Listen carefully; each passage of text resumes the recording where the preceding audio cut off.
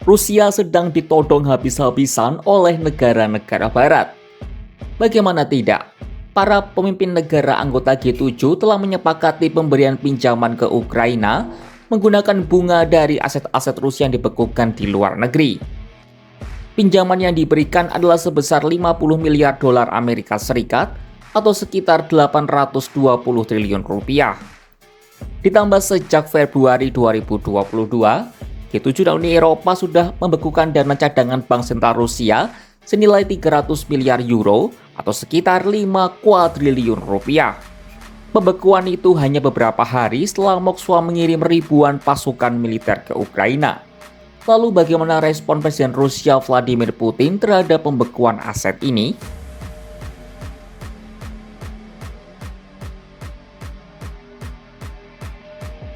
Dalam sebuah pertemuan dengan para pejabat Kementerian Luar Negeri di Moskwa, Rusia pada Jumat 14 Juni 2024, Putin dengan tegas menuding negara-negara barat sebagai pencuri. Ia memastikan mereka yang mencuri tidak akan luput dari hukuman.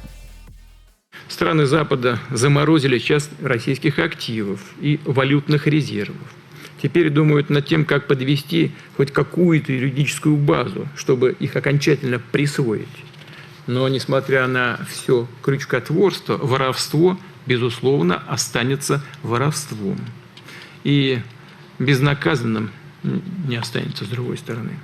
Presiden Putin juga mengatakan bahwa cara Barat memperlakukan Rusia menunjukkan bahwa negara manapun bisa menjadi korban pembekuan aset dari Barat.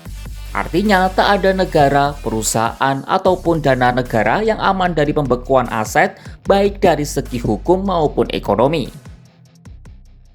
Украв российские активы, они сделают еще один шаг к разрушению той системы, которую создавали сами, и которая многие десятилетия обеспечила их процветание, позволяла потреблять больше, чем они зарабатывают, через долги и обязательства привлекать деньги со всего мира.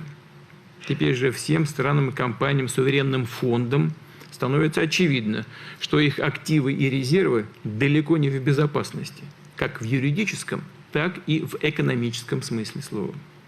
И следующими в очереди на экспроприацию со стороны США и Запада могут быть кто угодно. Selain Rusia, negara-negara seperti Iran, Venezuela, dan Afghanistan pernah menghadapi tindakan serupa.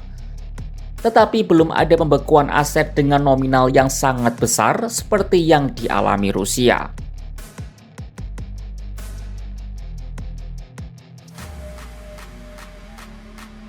Pemberian bantuan pinjaman senilai 50 miliar dolar Amerika Serikat atau sekitar 820 triliun rupiah itu merupakan bantuan kesekian yang diterima Ukraina dari Barat. Amerika Serikat menjadi penyokong terbesar bagi Ukraina. Komitmen ini dibuktikan saat Joe Biden bertemu dengan Zelensky dalam gelaran G7 pada Kamis 13 Juni 2024. Joe Biden menyebut negaranya akan terus menyokong Ukraina hingga kebutuhan mereka terpenuhi. Be happy to respond to that. We have acquired commitment from 5 countries so far for Patriot batteries and other air defense systems, as well as we've let it be known to those countries that are expecting from us air defense systems in the future, that they're going to have to wait. Everything we have is going to go to Ukraine until their needs are met, and then we'll make good on the commitments we made to other countries. Adapun selain pinjaman, Kiev juga menyepakati perjanjian keamanan selama 10 tahun dengan Washington. Dalam kesepakatan itu, Amerika Serikat akan memberikan berbagai bantuan dan pelatihan militer ke Ukraina. Presiden Ukraina Volodymyr Zelensky juga menyebut kesepakatan itu merupakan jembatan bagi Ukraina untuk menjadi anggota NATO. Saat ini, Ukraina belum dapat menjadi anggota NATO karena status mereka yang masih berperang dengan Rusia. Sebelumnya pada Mei 2024, AS juga telah memberikan bantuan berupa sistem pertahanan udara rudal Patriot senilai 6 miliar US dollar atau sekitar 97 triliun rupiah. Bantuan rudal Patriot ini dipilih mengingat situasi Ukraina yang sangat membutuhkan perisai udara untuk mengantisipasi serangan rudal Rusia. Terlebih, AS memperkirakan perang Rusia-Ukraina masih akan berlangsung dalam waktu yang lama.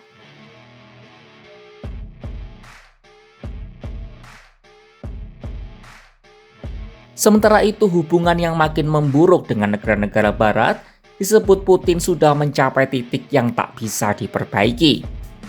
Ia memperingatkan Rusia punya gudang senjata nuklir terbesar di dunia yang bisa digunakan jika memang diperlukan untuk melawan Barat maupun Amerika Serikat. Menurutnya, para politisi Barat tidak paham skala ancaman yang dapat diberikan oleh Rusia. Призывы нанести стратегическое поражение России, обладающей крупнейшим арсеналом ядерного оружия, демонстрируют запредельный авантюризм западных политиков. Они либо не понимают масштаба угрозы, которую сами порождают, либо попросту одержимы верой в собственную безнаказанность и собственную исключительность.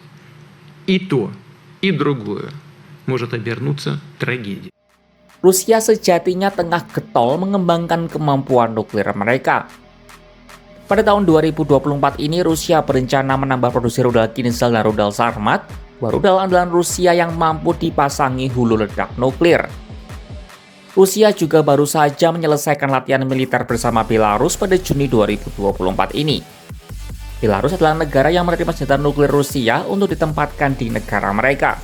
Dari pihak Kementerian Pertahanan Rusia menyebut latihan ini bertujuan untuk menjaga kesiapan personel dan peralatan untuk penggunaan tempur senjata nuklir non-strategis Rusia dan Belarus. Latihan itu juga dilakukan sebagai tanggapan atas pernyataan provokatif dan ancaman dari pejabat barat tertentu mengenai Federasi Rusia. Vladimir Putin juga pernah berkata bahwa perang Ukraina hanyalah bagian kecil dari perang yang lebih besar, yakni antara Rusia dan NATO.